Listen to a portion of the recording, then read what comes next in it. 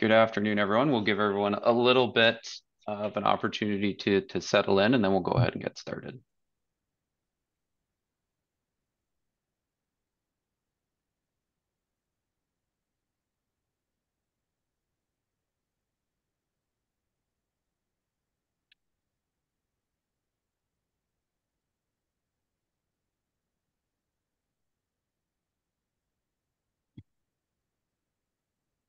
Well, it seems like the stream of people that were entering has slowed down a little bit. Certainly, we'll get the introductions taken care of, and certainly as people are able to join, they will. So thank you to everyone for taking the time to join this ACEDS Toronto chapter webinar this afternoon. My name is Chris Walker. I'm the Vice President of the Toronto chapter.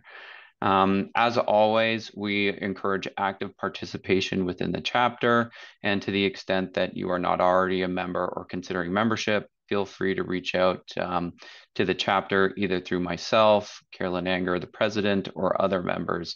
There's certainly information available through the ACEDS website about membership, the benefits of joining, etc.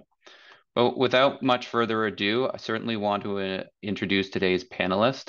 Due to some technical difficulties, unfortunately, panelists aren't able to share or record on video, but we'll just have to do without that today. And certainly as the presentation goes on, I'll turn my video off as well. So I'm delighted to introduce the panel today. First, the panelist is Michael Lalonde. Michael Lalonde is e-discovery counsel at Davies Ward Phillips and Weinberg.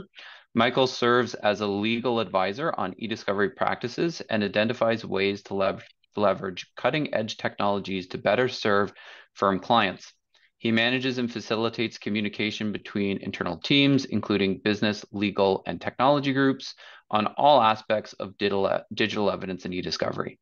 Prior to joining Davies, Michael was a senior director at a prominent e-discovery vendor and led e-discovery teams at two national law firms. So welcome to Michael. It's a pleasure to be here, Chris. Pleasure having you, and thank you very much, Michael. The second panelist that I'd like to introduce is Ian Sinclair. Ian Sinclair is counsel at Faskins. Ian is Faskin's Director of e-discovery for the BC region. He transitioned from a general civil litigation practice to specializing in e-discovery and managing document review more than a decade ago. Welcome, Ian. The third panelist I'd like to introduce is Gordon Lee. Gordon Lee is a senior director at FTI Consulting. He has over a decade of experience managing e-discovery reviews with a particular focus on leveraging legal technology for complex data analysis. Gordon advises clients on a wide range of litigation and regulatory matters, including class actions, large-scale commercial litigation, and Competition Bureau supplementary information requests. Prior to joining FTI, Gordon was vice president of e-discovery division of a leading national law firm. So a big welcome to Gordon as well. So without further ado, I'm certainly going to pass it over to our panelists. We've got an exciting topic today. I know this was a very well-attended event that we had last year as well. It's a retrospective on 2023 and case law emerging in the e-discovery space. So with that, Michael, if I can hand it over to you.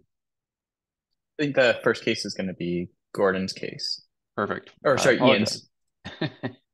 I will turn it over to Ian then. Thank you, Chris. If you could jump to the next slide. Actually, we'll use one more slide. Well, I'm disappointed that I'm not able to appear on camera today because it's a rarity for me, but I'm having an excellent hair day. So unfortunately, I can't show that off. But nevertheless, we'll move forward. So the first case is Wu versus Diorio. So this case is part of a messy divorce between Nancy Wu and Anthony Diorio. Now, it's rife with disclosure issues. Diorio is well known for being one of the founders of the cryptocurrency Ethereum. And for those non-crypto bros among us, Ethereum is kind of like Bitcoin's nerdy little brother. So ultimately, what this really came down to was that Wu sought a copy of a Google Drive server of the corporate respondent that was Decentral. And it's important that Decentral was controlled by Diorio. But first, let's go back to 2020 before we talk about this particular case. So back in 2020, back when we were still wiping down our groceries with Lysol, Wu had at that time requested a copy of all the files on that corporate server that spanned nearly a 3-year period. She alleged that Diorio's productions were deficient and he had not met his disclosure obligations. The judge said that this request was not proportional to the issues in the case, and her request was denied. So again, her efforts at that time, back in 2020, to obtain a copy of that corporate server was denied. So a couple other steps occurred in the interim. So there was a few months later, Wu ended up providing some search terms to Diorio and Decentral. Diorio and Decentral ultimately didn't provide any documents as a result of those additional search terms because they said too many results came about. So then you jump ahead further to actually just last year, to the summer of 2023. Diorio then advised that almost 500 additional relevant documents had been found on the server, though the majority of those were privileged. So this additional disclosure ended up spurring Wu to again request a copy of the server. So just like she did in 2020, again, she was requesting a copy of the server.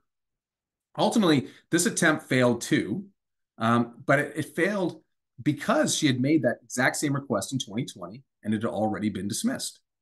So in order to reopen the issue, to have it adjudicated again, she needed to persuade the court that there were new material facts at play. So one attempt to do this, Wu, she used an e-discovery expert's evidence as new material facts. That was the effort. The expert was none other than the venerable Susan Wartzman.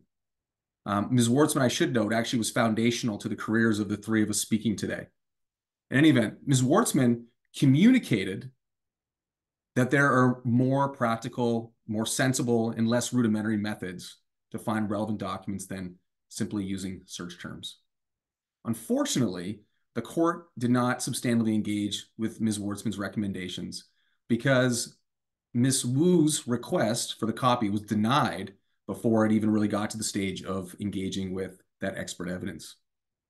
The denial came because ultimately Ms. Wu's counsel did not present evidence or establish that Ms. Wartzman's proposed methods, these more sophisticated methods, they did not present evidence that those methods were not available back in 2020, because it had to be something that was novel in 2023 and not available in 2020. But no such evidence was provided and it was not established. Similarly, counsel didn't address why no expert evidence was provided back in 2020.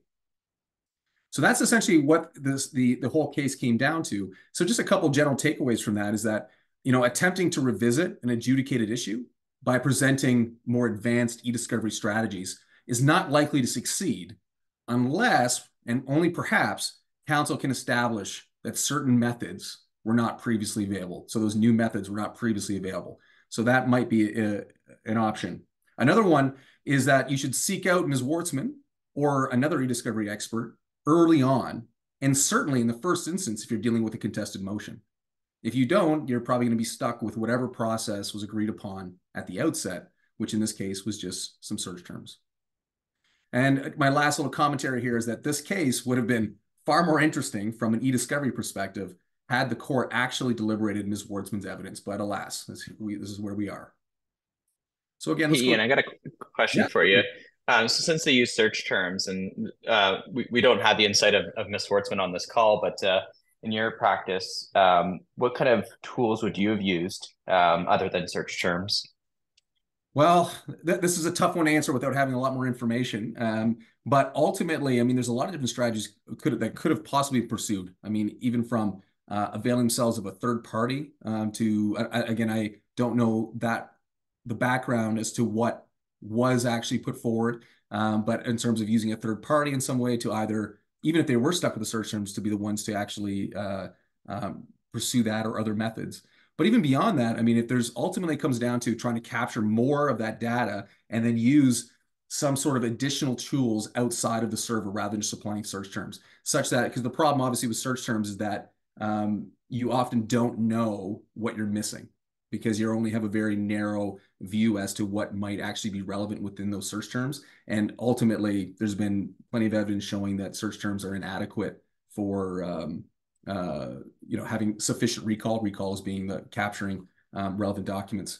So in terms of the appropriate, I mean, I would need to have more evidence. I don't really want to opine on what the best approach would be without having more information as to what was being sought after. But Michael, you're welcome to comment if you wish.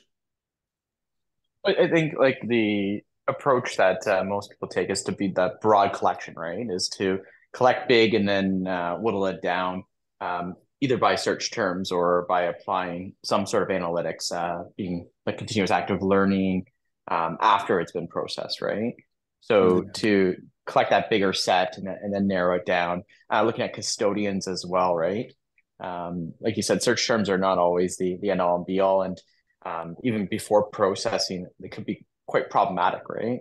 Searching on search terms using like a Microsoft interface may miss things that haven't been OCR'd or miss certain documents, right? So it's without question, especially if you don't also have like clear of what is even being searched, because oftentimes when they end up applying search terms, just even a simple manner, like our file names being captured. Do you want to go through even in terms of the foldering structure? And that's even just in the search term, not even getting in, as you pointed out, when you collect more broadly and get into it in terms of applying different analytics and even sort of conceptual searching later on. One of the things that we're seeing being a problem now too is when we apply search terms, they're only applying to like the document itself, but there's all these modern attachments that exist somewhere else, right? And so it's making sure that the search terms capture these multiple data sources. Like if you have a modern attachment that's linking to an Excel file, making sure that you pull in that Excel file out, live somewhere else, and applying the search terms to that. So it's very, very difficult now just to apply simple search terms. Yeah, that's right. And even like the biggest challenge oftentimes with these sort of things is just even appealing to counsel and validating having these really broad collections where you have to try to explain all the trade-offs because everything is about trade-offs. So obviously in terms of cost, in terms of and obviously proportionality, but is often explaining to counsel and validating why you want to do this broad collection. The one thing obviously about here is that that's certainly not in play. I mean, the client in this case and counsel is ready to go for a really broad collection. It's just the reluctance and from the other party to permit it. Yeah, just want to echo my agreement too with the approaches that Ian and Michael have mentioned, and also to mention to the group, please throw in your comments and questions into the chat if you have any. But I find search terms can be reliable if you're kind of working with a known data set where you're quite confident that this case turns on these particular transactions. We can locate them in these folders, or that they're all named in a certain way. And ideally, you do want to be able to validate that you haven't missed something using your search terms. That's often difficult at the collection stage because your whatever platform you're using to host your data might not be sufficient to do things like randomized sampling and whatnot. So I think that's the difficulty in relying only on search terms, and that's always the caution I've given. If you're not really confident in your data that you understand where things are, you're liable to miss if you only use keywords. Yeah, that's a great point, Gordon, as to the importance of validating your search terms and where possible, doing statistical samples to verify so you don't become overconfident with your search terms from right at the start, which is often the case. All right, I guess we'll jump forward to the next case. So I'm actually presenting the first two cases, and then not again until the end. So in terms of the next case is Chura versus Batten Industries. So, well, for this particular case, who's in the mood for some misbehavior? Because, well, let me present you to Jackie Chura. She gave false evidence, she withheld relevant documents, and she even destroyed potentially relevant evidence. So Ms. Chura started an action against her former employer, Batten, for wrongful dismissal. However, the court found that the employer had just cause for dismissing her due to her pattern of dishonest behavior and deceit. And perhaps not surprisingly, this dishonesty was not restricted to the workplace, but it carried on throughout the course of the litigation process. Notably, the court found as fact that she did not produce relevant documents, despite being aware of them and having access, that she also deleted data from her Surface Pro. And for you who's not familiar, Surface Pro is just sort of a tablet laptop hybrid, but that she deleted data from that Surface Pro before it was returned to the employer, despite the employer's demand letter that she not delete the data. And for those unfamiliar, the intentional destruction of evidence is called spoliation. So this was, in total, quite the reprehensible behavior by Ms. Chura. So I'm not going to discuss the implications of Ms. Chura's spoliation or delayed production because the decision at hand is actually not the trial decision. So it's not the trial decision, the one where the court found that the employer had just cause to fire her. Rather, this specific decision we have here actually pertains to the employer seeking something called special costs. Now, many of you may have heard of punitive damages. So punitive damages are awarded to punish or deter bad behavior. Punitive damages arise or may arise from bad behavior that led to the litigation in the first place. So that's an important distinction, which I'll get to. So of note, in this case anyway, the court did not award Batten punitive damages for Ms. Chura's behavior. Special costs, though, although they're like punitive damages, because they're also meant to punish or deter bad behavior, but the difference is that special costs pertain to bad behavior that occurred during the course of the litigation. Okay. While again, punitive damages had to do with what led to the litigation. So in this particular case, the court found that Ms. Chura's behavior, so again, that of not disclosing evidence, destroying evidence, and so forth, was sufficiently reprehensible that special costs were warranted here. However, Batten was mostly successful, but not fully successful, as Batten was awarded 80% of its special costs against Ms. Chura and not 100%. The rationale behind that ultimately was that the court found that attributed at least some fault to Batten for extending the proceeding, so they reduced it from 100% down to 80. Okay, so I'll leave this case unless there's any questions, and I will now pass along the baton to Michael to present the next case. Thanks, Ian. Okay, so the next case we have is quite salacious.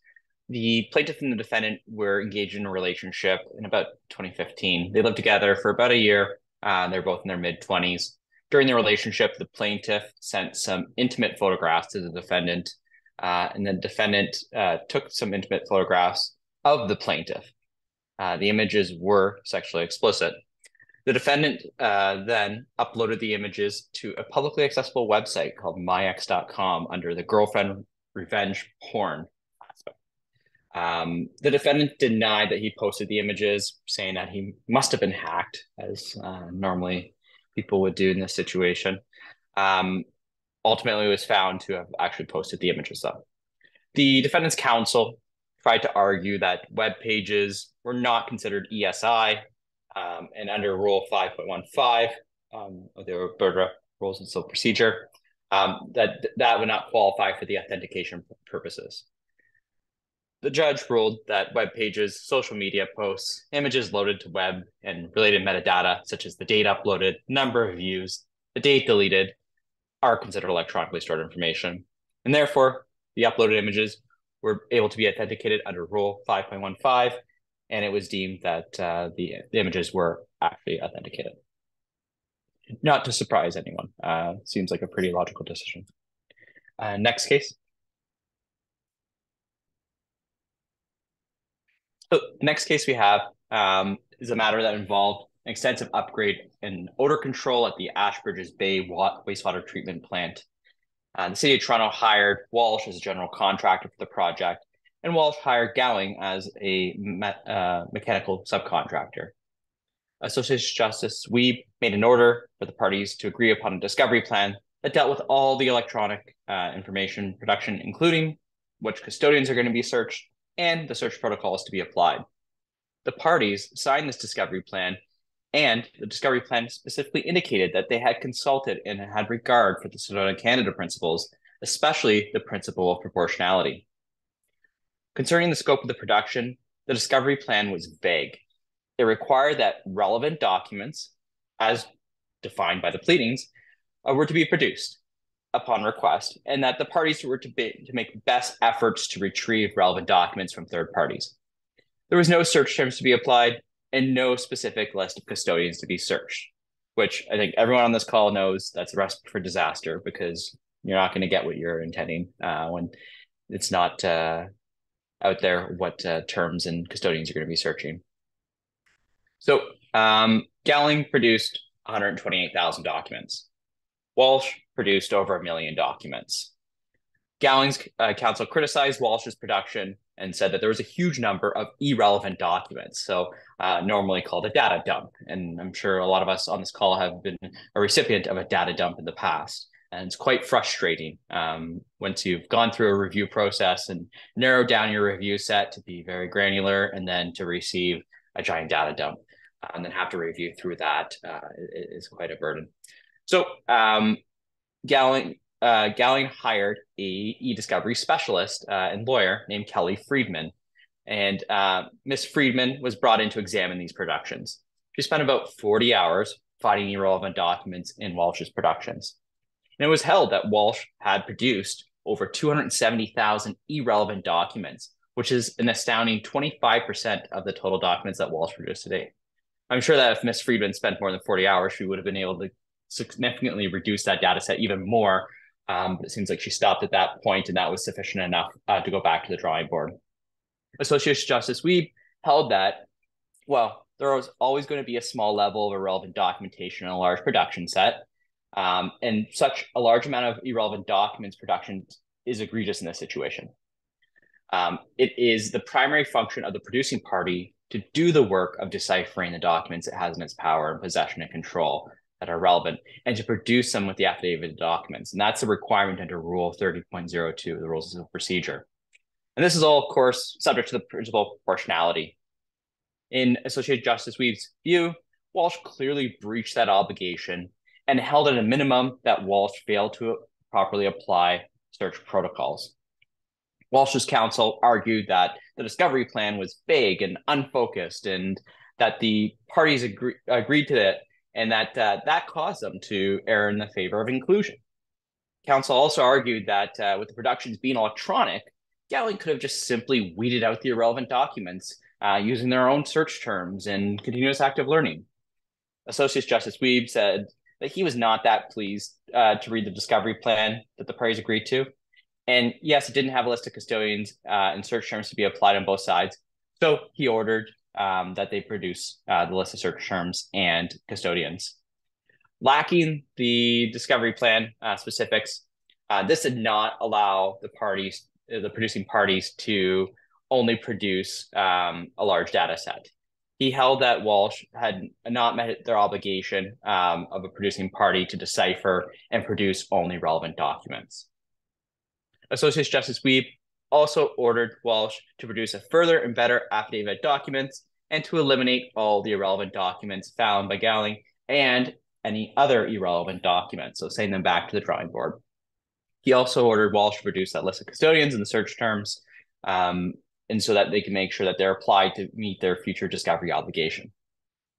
Now let's talk about costs. So Ms. Friedman spent 40 hours doing this work at $500 an hour, so about $20,000 that cost to review through these records. And Associate Justice Wiebe held that Ms. Friedman's time was not a quote-unquote wasted time. Searches of relevant documents, even without search terms, would have to be done in any event, and therefore awarded her cost. Now I'm going to turn it over. I believe Gordon's doing the next case. Thanks, Michael. And on the note of costs, the next series of cases all cover the recoverability of e-discovery costs in litigation. And for those who attended our event last year or have been following e-discovery cases over the years, 2023 was actually quite an interesting year in terms of e-discovery costs and case law. I had generally seen them being, I'll say, rubber stamped and approved in most case law decisions. But you'll see in the cases we cover, that wasn't necessarily the case in 2023. But starting with this first case that I am not going to attempt to pronounce, WSVs, also known as Vienna Insurance Group, VIG. So I'll say in VIG and Infrasure Limited, this was a case where costs were claimed as a disbursement for document management database fees. And the court followed some decisions that we've covered again in previous case law reviews, such as Leroy and Timber West out of BC and Harrison Lichen Group out of Ontario, saying that this is a document-intensive trial, it's a substantive amount of documentary evidence, and in modern litigation, this is an appropriate e-discovery service, and those are recoverable. And it was appropriate for VIG in this case to recover those costs as a disbursement. If we turn to the next case, a much higher profile case that I'm sure everyone has heard of, the Commissioner of Competition and Rogers and Shaw. There are obviously multiple decisions in this case, but this was the tribunal case that addressed the cost award to Rogers and Shaw. And at issue were the disbursements and legal fees, and specifically they highlighted some issues with e-discovery costs and the cost for document review. So the commissioner had asserted that Shaw's claim for roughly $2 million in e-discovery costs was excessive, as they had hosted all the documents in their case using e-discovery software, and they claimed no reimbursement for that as part of their cost submissions. But ultimately, the tribunal held that this was a bit of a bald assertion by the commissioner and said that Shaw shouldn't be faulted or penalized for having retained a third party to assist with e-discovery. They noted that e-discovery is increasingly becoming a necessity in modern litigation, and the tribunal had shifted to using electronic records as part of their hearings. So there naturally is a need for electronic document management and technical support services. And ultimately, they noted that the commissioner hadn't demonstrated any evidence as to why the cost claims were either excessive or unreasonable. They noted that the case was very data intensive. Over 7 million documents were collected. There were 9 days of discoveries, 16 pretrial motions, and ultimately over 2.6 million documents produced. And they allowed the costs, and it was, again, the size of this cost award was quite notable. But it was, they're all held to be reasonable disbursements given the nature of the proceedings. Also of note, they also made a similar argument about a specific disbursement paid to a third-party lawyer who conducted document review. Similar that it was excessive and unreasonable. And again, the tribunal ruled in a similar way, saying that the commissioner didn't suggest or didn't provide evidence that would suggest why the disbursement for document review was excessive or unnecessary. They noted that there was no evidence that it would exceed what the cost of that review by the principal law firm would have been. And I think in the end, it was about 550 hours of document review that was claimed, but they noted that given the size of this case, that there's nothing to indicate that that was an unreasonable amount of time required to review the documents. Of note, for those aware, Canadian competition law is undergoing quite massive reform following the fall economic statement that was issued. And as part of Bill C-59, there are proposed changes to how costs will be awarded at the tribunal, and many believe as a direct response to the significant cost award in this case. So the proposed Bill 59 states that cost award from the tribunal will only be awarded when it's necessary to maintain confidence in the administration of justice, or if the absence of a cost award would have a substantial adverse effect on the other party's ability to carry on business. So looking at how they've worded that and how it would play out in this scenario, all these parties are obviously very large, well-funded corporations.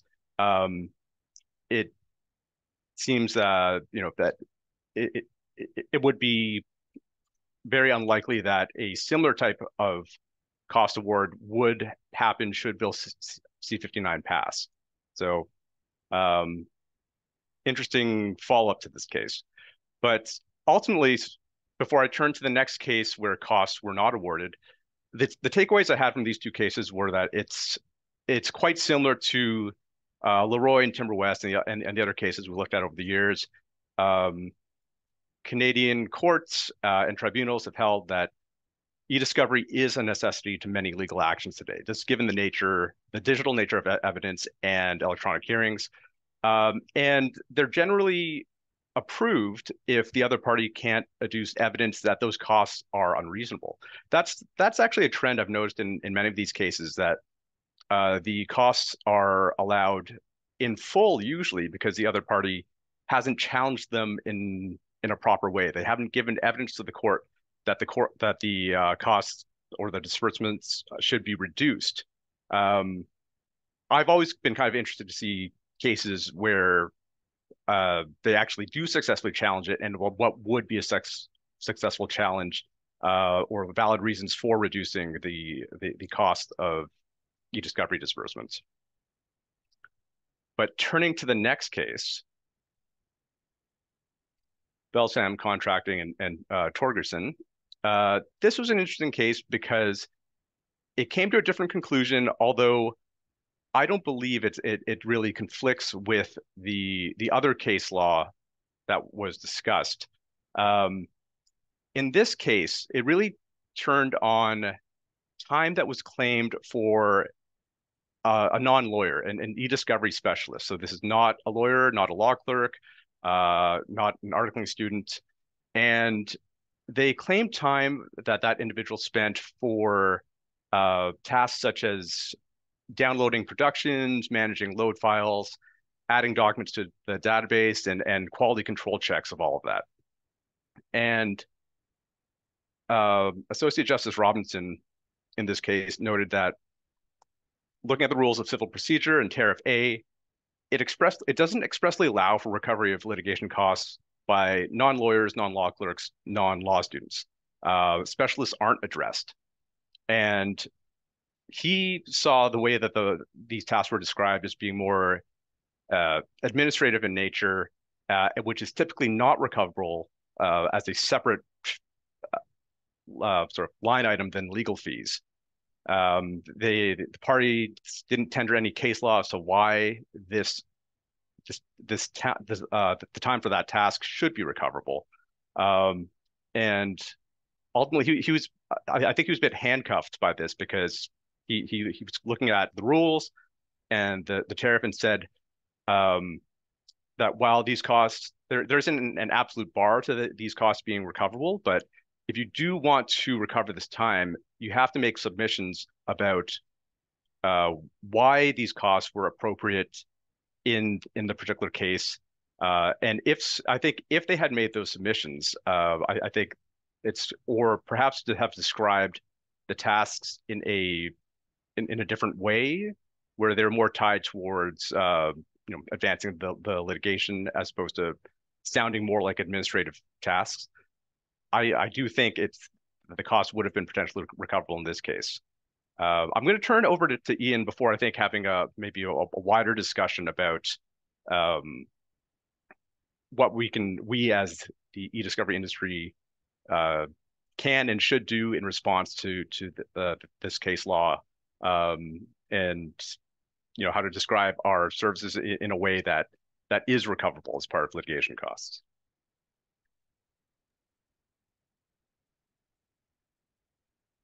Hi, Chris, if you go to the next slide, please. Thank you, Gordon. Oh, actually, here we are. Hi, everyone. I have the honor of presenting the final case today, which also happens to be the lengthiest of my decisions. And although this decision is lengthy, my overview is going to be relatively brief with little background. And I do so for two reasons.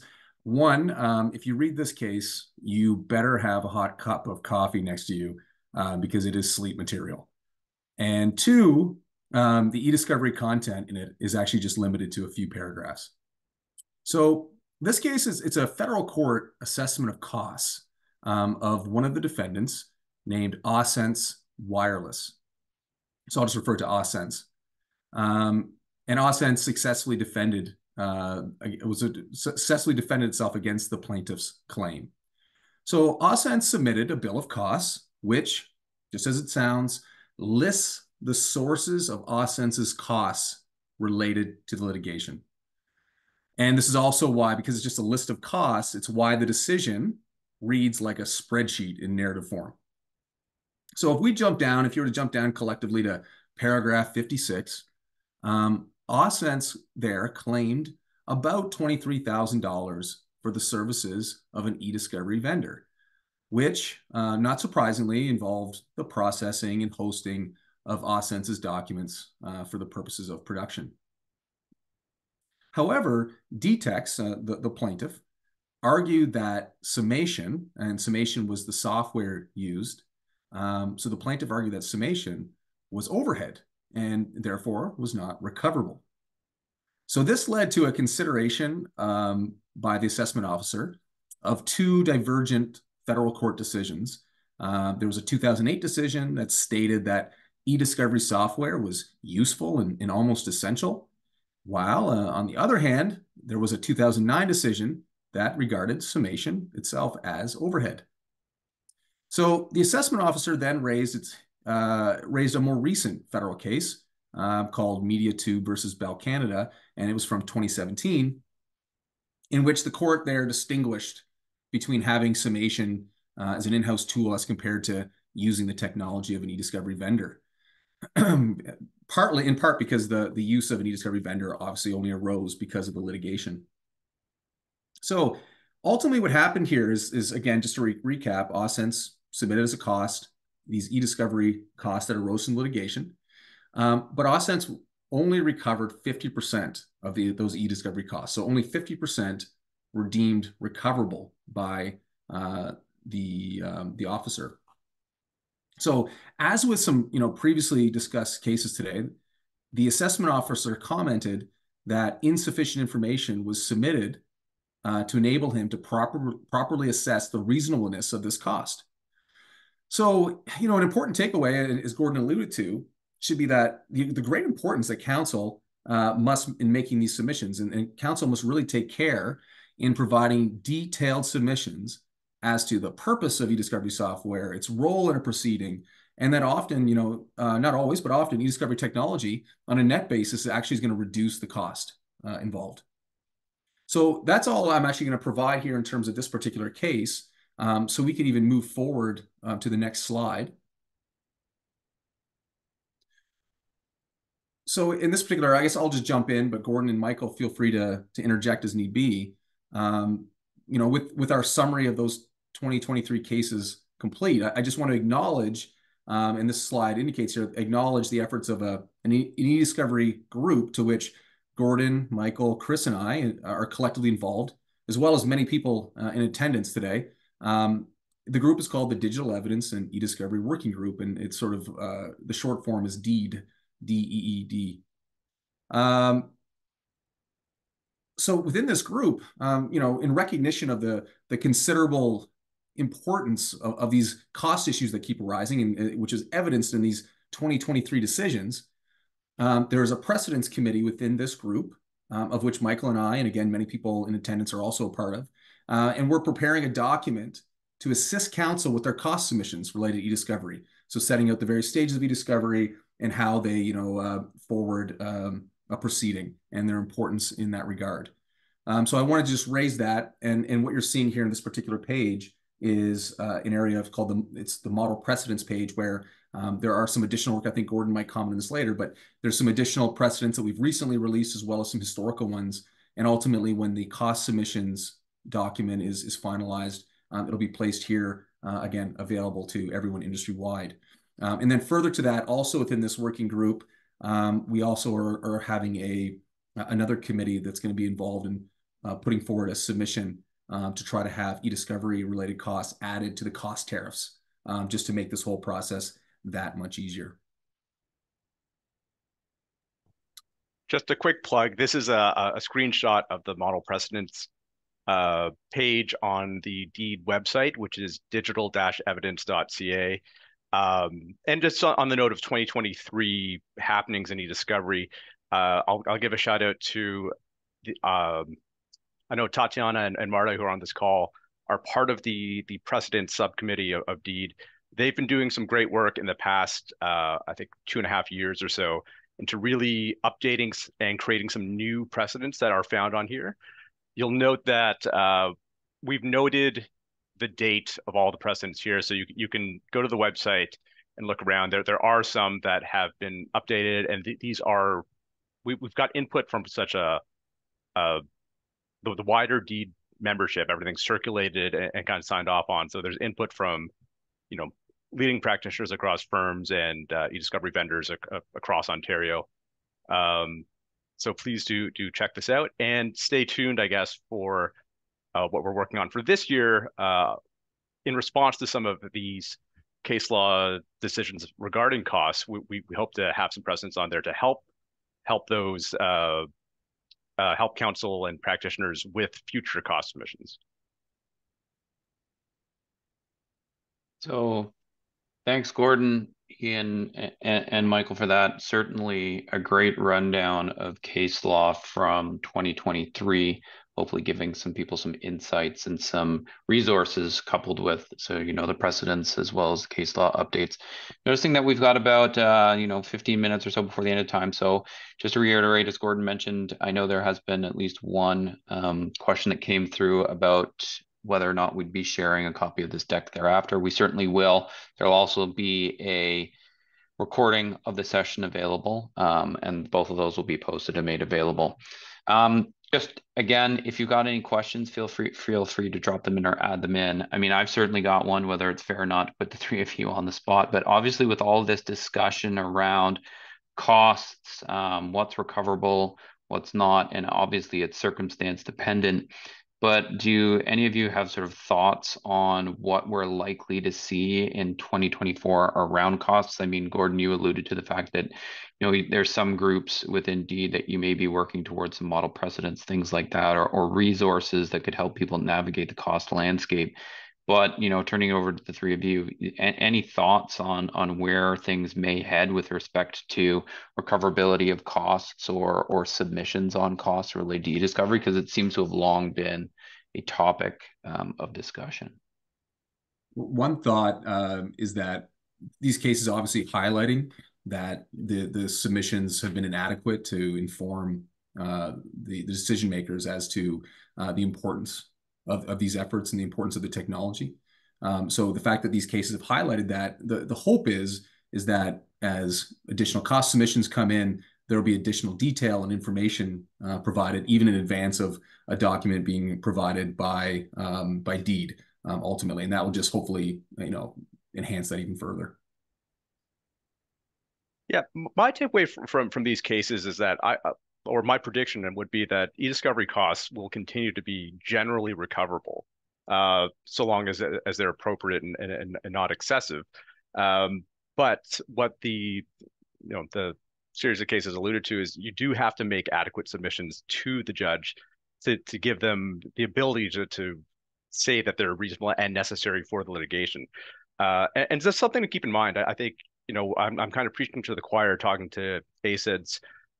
Like we all understand why e-discovery is needed, but I think being able to properly describe to a judge who may not be as versed in e-discovery, sort of like why time spent by a non-lawyer building an analytics index, for example, why was that needed for this case in particular? What does that do? What benefits does that provide?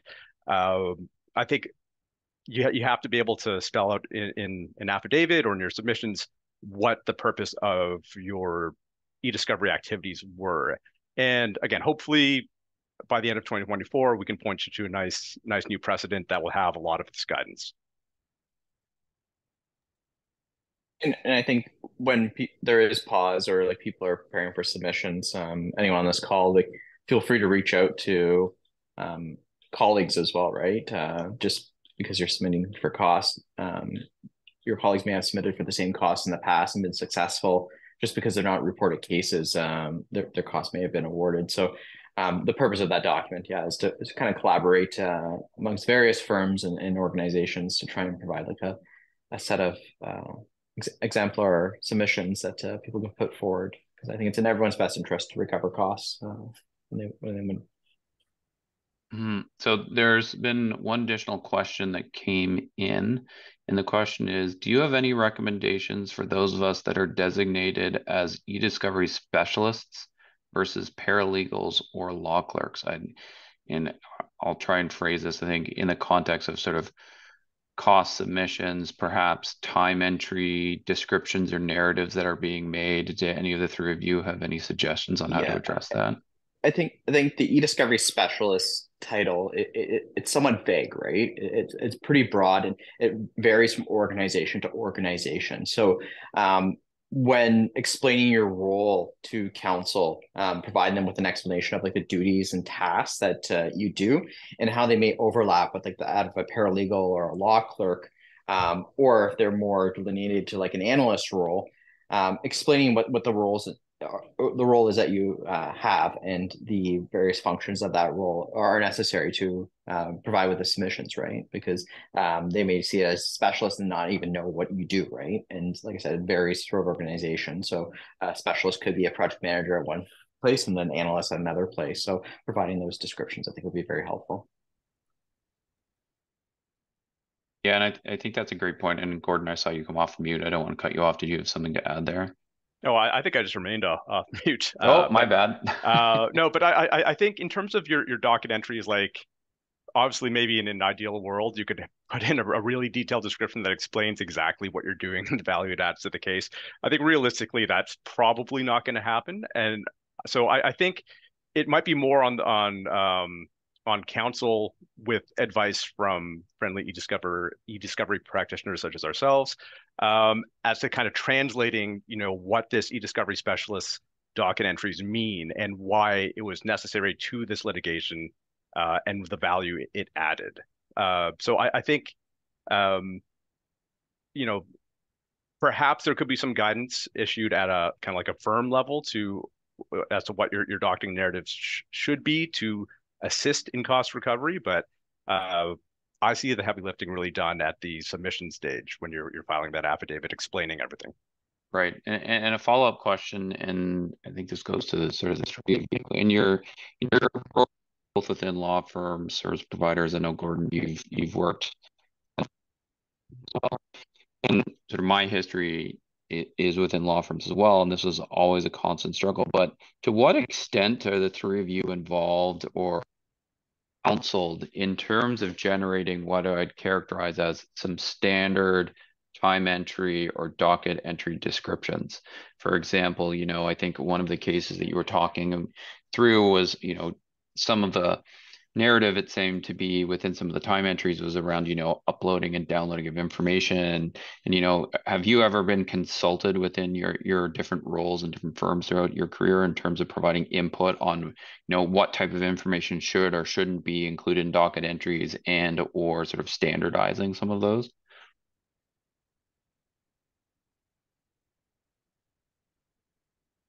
I think that is a challenge, to standardize the narratives, because essentially you want to provide something to the client that details what they did without going overboard, right? Mm-hmm. I've received pushback on both sides of the coin where clients have said, well, what is database administration? That's too vague. And then creating a cow model and deduplicating the records, the clients just look at that and their eyes glaze over and they, Right. what is Cal? I don't know any of this stuff, right? So Oftentimes then it's kind of that middle ground. But then it's not with the view of providing that to the court, right? It's kind of like, what would the client want in this situation? So Right. I think it is challenging to meet that like middle ground and find docket entries that would both be acceptable to the court and to the client, providing enough detail, right? Hmm. Yeah, that's right. I definitely agree with that. I mean, there's a tension there. I mean, there's a tension between, if you're going to submit time entries with cost submissions in mind versus entries versus what, makes sense in terms from the client's perspective. I mean, those could differ because oftentimes there'd be standardizations in terms of time entries that, kind of focus in on sort of the overwhelming purpose. So for example, you might just make note of general efforts related to, let's say, documentary production in Right. BC, having a list of document produced as opposed to itemizing exactly the tasks you're doing, because frankly, that's generally will go against most firms' policies. They don't necessarily want, to have you listing the 15 things that you did in relation to preparing for that production. Yeah. Um, and that's where, the cost submissions differ. So there's a tension there. Right. So then I think a follow-up question that was just asked as well is, based on your review of the case law, would you say that vendor costs are more likely to be awarded versus in-house or overhead e-discovery costs? I can address that one. I'll Short answer is no. I think the case law kind of supports that the costs are recoverable no matter whether it's done in-house or through an external vendor. I'll point you to Leroy and Timber West, where I think one of the challenges to the recoverability of the cost in that case was the fact that it was McCarthy Tetro's in-house e-discovery division that they were claiming costs for, and they kind of like the opposing party attempted to liken that to, these are your just typical law firm overhead. You shouldn't be able to claim for this just because you have e-discovery services in the house. The court in that case kind of distinguished that the services that MT3, the e-discovery division, provided as saying, no, these are actually specialized e-discovery litigation services and not kind of akin to, um, your standard office administrative overhead type um, services offered through a firm. And contrasting the other side, in today's case of the Commissioner of Competition and Rogers and Shaw, um, that was the argument that was advanced by the commissioner, saying that they didn't claim as a disbursement for their in-house e-discovery, and Shaw shouldn't be able to claim for going to a vendor. The tribunal is very clear that they shouldn't be faulted. Like e-discovery was absolutely needed to manage a case of 8 million documents. And if the fact that they chose to go external for that doesn't factor into whether those are recoverable. Yeah, so I think the vendor component does play a bit of a role. Like, for example, MT3 there, although it's a subsidiary, it's akin to a vendor in its activities. Some of the cases, I mean, it's one of those things where you look at they'll often raise in some of the cases as to the activities or the use of the services of a vendor. It was only occurred in the context of the litigation, as opposed to if you had, the couple of cases we talked about had summation within the firm and it's used more broadly. So I don't think certainly it's recoverable in both circumstances. I just think it's a bit more clear cut when there's a circumstance of a vendor being used, and the argument of the opposing party as to that it's overhead is undermined when there is the vendor situation versus if it's some sort of in-house technology. But again, I just want to reiterate though that both are recoverable. Yeah, that's something that I brought up kind of in passing when I started going over my cases. I'd be very curious to see, and I don't know if I've seen it in case law yet, where there are two sides that are very sophisticated in e-discovery, where they truly kind of challenge what is reasonable in terms of e-discovery costs. And if someone could make um, an argument that, some of their fees for their in-house platform aren't reasonable. But I don't think we have great guidance about what's considered reasonable what would be considered excessive? Is there like kind of like a baseline for the industry for rates or hours spent on something? There, I think usually it's been sort of one-sided in the case law, where one side makes appropriate submissions and the other side doesn't have evidence to rebut that, so they hold it as reasonable. But I think, some of the efforts, if we kind of do have the rules updated and we have some guidance from the tariffs, I think like that would set a clear baseline for costs and rates that might be appropriate in Ontario. I would also add that the one case that I talked with the cost assessment was in the federal court. It was a federal court cost assessment. And my general impression, again, I don't purport to be an expert in terms of the jurisprudence in the federal court, but my just general impression from reading the case was that, and it might have just been restricted to that assessment officer, but that it was a little bit not quite as familiar, and even the cases that were referenced were not quite as amenable to the recovery of e-discovery costs versus outside of that court. So that was just something that I certainly did note. So certainly the court involved could play a role in the recoverability of that sort of those costs.